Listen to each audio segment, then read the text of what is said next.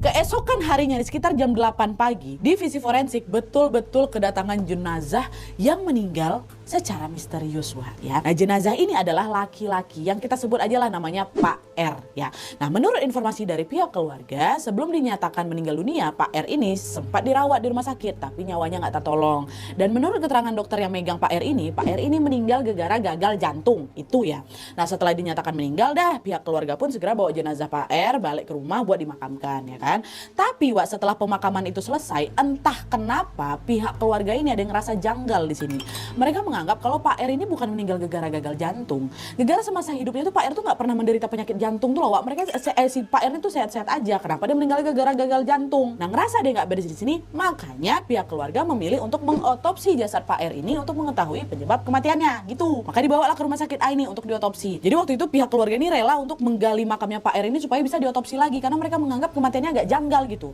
Nah, itulah singkat cerita, setelah nyampe di rumah sakit A ini, jenazah Pak R pun dipindahkan ke ruang observasi Nadia katanya untuk diamati dulu.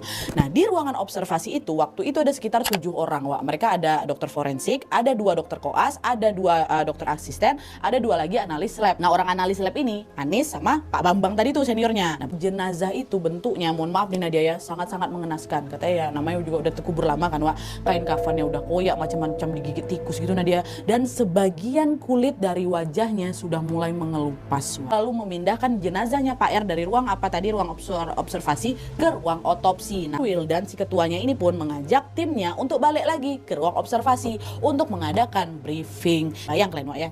Jasadnya di sini, mereka di sini, terpisah sama kaca. Nah, pas lagi mendengarkan arahan ini, Wak, Anis nggak sengaja noleh lah dia ke arah jenazah yang ada dekat ruang otopsi itu. Waktu kutoleh kan ada sial aku di situ.